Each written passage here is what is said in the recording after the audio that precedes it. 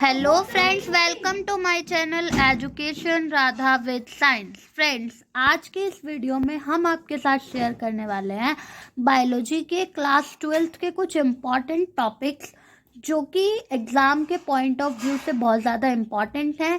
ठीक है, जहाँ से एग्ज़ाम्स में क्वेश्चन देखने को मिलते हैं और कौन सा चैप्टर कितने मार्क्स का आने वाला है तो वो भी हम आपको इस वीडियो में बताने वाले हैं। तो वीडियो को एंड तक ज़रूर देखिएगा और अगर वीडियो पसंद आए तो प्लीज़ वीडियो को लाइक एंड शेयर ज़रूर कीजिएगा। चलिए स्टार्ट करते हैं आज की इस वीडियो को।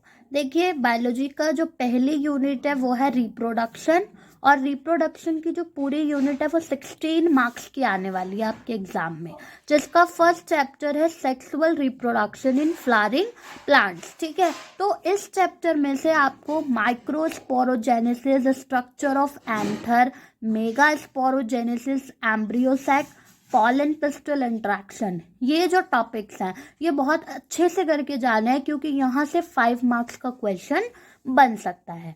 इसके अलावा apomixis, embryo, monocot, dicot, pollination, geitonogamy, xenogamy and outbreeding device, यहाँ से आपको 2 से 3 मार्क्स के क्वेश्चंस देखने को मिल सकते हैं।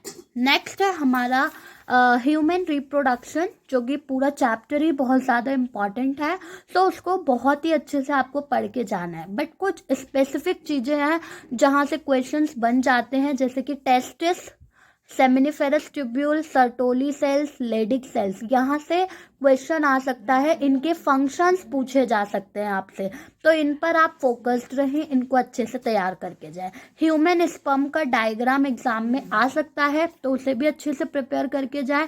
स्पर्मेटोजेनेसिस, oogenesis, मेंस्ट्रुअल साइकिल, यहाँ से हार्मोन्स के बारे में जो क्वेश्चंस हैं वो आ सकते हैं कि कौन सा हार्मोन क्या काम करता है। ठीक है, एंड एम्ब्रियोनिक डेवलपमेंट में प्लेसेंटा का क्या काम है, ये आपका एग्जाम में पूछा जा सकता है। ओवरी का डायग्राम आ सकता है। फर्टिलाइजेशन की इवेंट्स आपसे एग्जाम में पूछी जा सकती हैं। नेक्स्ट है हमारा रिप्रोडक्टिव हेल्थ, जिसमें birth control, IUD, contraceptive pills, surgical methods, इनसे रिलेटेड क्वेश्चंस पूछे जा सकते हैं।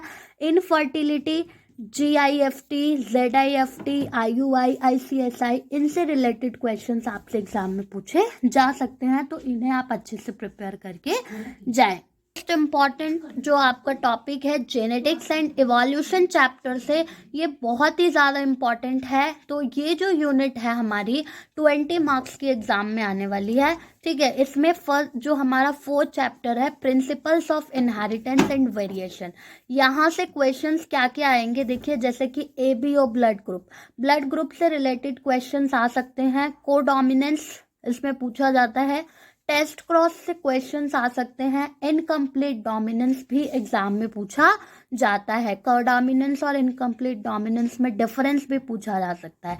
लिंकेज और क्रॉसिंग ओवर से क्वेश्चंस आते हैं। डाई हाइब्रिड क्रॉस, जो कि कम्प्लीटली एग्जाम में पूछा जाता है, सो उसे आप बहुत ही अच्छे से करके जाएं। पॉलीजेनिक इनहेरिटेंस, ठीक है, सो ये सारे जो टॉपिक्स हैं यहाँ से क्वेश्चन आ सकता है। सेक्स डिटर्मिनेशन, हनी बी में आपसे पूछा जा सकता है एग्जाम में। टर्नर और डाउन सिंड्रोम, हेमोफीलिया, यहाँ से भी क्वेश्चंस एग्जाम्स में आते हैं। तो ये सारे टॉपिक्स आप बहुत ही अच्छे से करके जाएंगे। नेक्स्ट है मॉलिक्यूलर बेसिस ऑफ इनहेरिटेंस, जिसमें से जो 5 मार्क्स के क्वेश्चन है DNA रेप्लिकेशन से, ट्रांसक्रिप्शन, ट्रांसलेशन से, ठीक है, लैक ऑपेरॉन आपका पूरा पूछा जा सकता है। Griffith experiment, Hershey and Chase experiment, completely as it is पूछे जा सकते हैं आपसे एग्जाम में, तो आप इन्हें बहुत ही अच्छे से लर्न करके जाएं, बहुत ही अच्छे से समझ के जाएं। 5 मार्क्स आपको यहाँ से मिल सकते हैं। नेक्स्ट है हमारे 2 से 3 मार्क्स में मॉलिक्यूलर बेसिस वाले चैप्टर से जो पूछा जा सकता है, DNA फिंगरप्रिंटिंग पूछा जा सकता है। Codon, semi conservative nature of DNA and nucleosome structure, यहाँ से क्वेश्चन बन सकते हैं, तो इन टॉपिक्स को भी आप अच्छे से करके जाएं। नेक्स्ट है हमारा इवोल्यूशन। एवोल्यूशन में क्या है, डाइवर्जेंट एंड कन्वर्जेंट एवोल्यूशन, इसमें डिफरेंस आ सकता है और इसके एग्जांपल्स पूछे जा सकते हैं। एनालॉगस और होमोलॉगस स्ट्रक्चर्स और उनके एग्जांपल्स पूछे जा सकते हैं। अडेप्टिव रेडिएशन आपसे पूछी जा सकती है। Hardy Weinberg principle, industrial mechanism, white and dark wings, ये भी आपसे पूछे जा सकते हैं। तो ये कुछ स्पेसिफिक टॉपिक्स हैं जहाँ से क्वेश्चन एग्जाम में देखने को मिलता ही मिलता है। ठीक है, मोस्टली यहाँ से इन टॉपिक से क्वेश्चंस देखे गए हैं।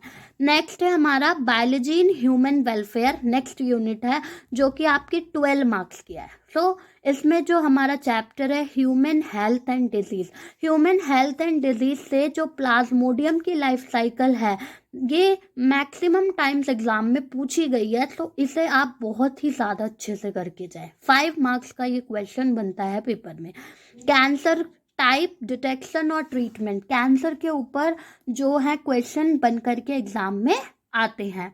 नेक्स्ट है हमारा B and T lymphocyte cells, जहां से क्वेश्चन पूछा जाता है। पैसिव एंड एक्टिव इम्यूनिटी, यहाँ से भी क्वेश्चन बनते हैं। पैसिव और एक्टिव इम्यूनिटी में डिफरेंस भी पूछा जा सकता है। लिम्फॉइड ऑर्गन्स से क्वेश्चन बनता है। एड्स, एड्स की फुल फॉर्म, एड्स का जो भी वायरस है जिससे वो फैलता है, डिजीज का, इसका क्या एजेंट है, क्या सिम्टम्स हैं, ठीक है, कैसे हम इसे रोक सकते हैं, इसकी क्या प्रिवेंशंस हैं, यहाँ से भी क्वेश्चन आता है। ड्रग्स, बेसिकली कोकेन और हीरोइन जो ड्रग्स हैं इनके ऊपर क्वेश्चन आपको आ सकता है। नेक्स्ट है हमारा माइक्रोब्स इन ह्यूमन वेलफेयर, जहां पर बायोगैस प्लांट, ठीक है, उसका डायग्राम आ सकता है।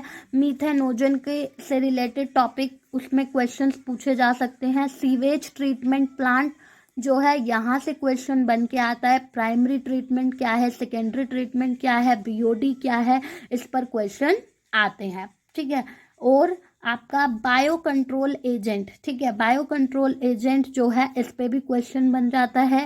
पेस्ट मैनेजमेंट किस तरीके से होगा उस पे भी क्वेश्चन आ जाता है। बीटी कॉटन से क्वेश्चन बनता है। बायो फर्टिलाइजर्स, फंगल जीनस, ठीक है, राइजोबियम, एनाबीना, ये जो बायो फर्टिलाइजर्स हैं उन पर भी क्वेश्चन बन के आता है। कर्डलिंग ऑफ मिल्क, मिल्क जो है उसको कैसे कर्ड में कन्वर्ट किया जाता है, कौन सा बैक्टीरिया वहाँ काम करता है, इस पे क्वेश्चन बन के आ सकता है। तो ये जो था ये हमारा था चैप्टर 8 से। ठीक है, चलिए नेक्स्ट देखते हैं। बायोटेक्नोलॉजी वाला जो चैप्टर है 12 मार्क्स का है। ठीक है, इसमें बायोटेक्नोलॉजी प्रिंसिपल एंड प्रोसेस में से जेल इलेक्ट्रोफोरेसिस मैक्सिमम टाइम्स पूछा गया है। PBR 322 इसका जो डायग्राम है, ठीक है, इसकी साइट्स हैं, मार्कर, सिलेक्टेबल मार्कर है, ये सारी चीज़ें इसमें से पूछी गई हैं कई बार। PCR पॉलीमरेज चेन रिएक्शन बहुत ही इंपॉर्टेंट है, एग्जाम में कई बार आता है। ठीक है, इसके अलावा इंसर्शनल इनएक्टिवेशन, गैलेक्टोसाइडेज का वर्क, ये सब आ सकता है। Recombinant DNA technology, micro injection, biolistic gas, इनसे रिलेटेड क्वेश्चंस आ सकता है। एंडोन्यूक्लिएज का क्या काम है इकोराई में, ठीक है, और बायो रिएक्टर्स के बारे में भी आपका एग्जाम्स में क्वेश्चन आ सकता है। बायोटेक्नोलॉजी और इसकी एप्लीकेशन, इसमें से बीटी कॉटन, यहाँ से क्रायो प्रोटीन, क्रायोजीन, बीटी कॉटन, ये सारा जो है आपके एग्जाम्स में पूछा जा सकता है। इनके फंक्शंस क्या हैं ये पूछे जा सकते हैं। जीन थेरेपी, ADA की डेफिशिएंसी से क्या होता है। ह्यूमन इंसुलिन प्रोडक्शन जो कि एक अमेरिकन कंपनी के द्वारा किया गया है, कैसे है, ये सारी चीज़ें पूछी जा सकती हैं। ट्रांसजेनिक एनिमल्स और बायोपायरेसी के बारे में आपसे क्वेश्चंस एग्जाम में पूछे जा सकते हैं, तो इन टॉपिक्स को आप बहुत अच्छे से करके जाएं। हमारी नेक्स्ट यूनिट है इकोलॉजी एंड एनवायरनमेंट, जो कि 10 मार्क्स की है। ठीक है, इसमें जो हमारा चैप्टर है ऑर्गेनिज्म एंड पॉपुलेशन, तो इसमें जो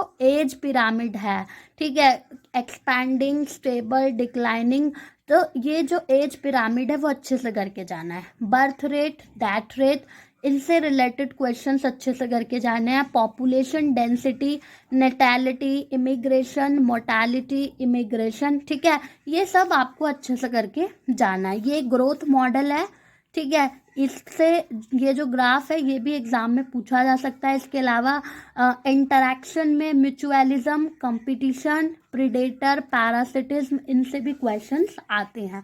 इकोसिस्टम की अगर हम बात करें तो ecological pyramid, biomass, energy and number, limitations, यहाँ से क्वेश्चन बनेगा।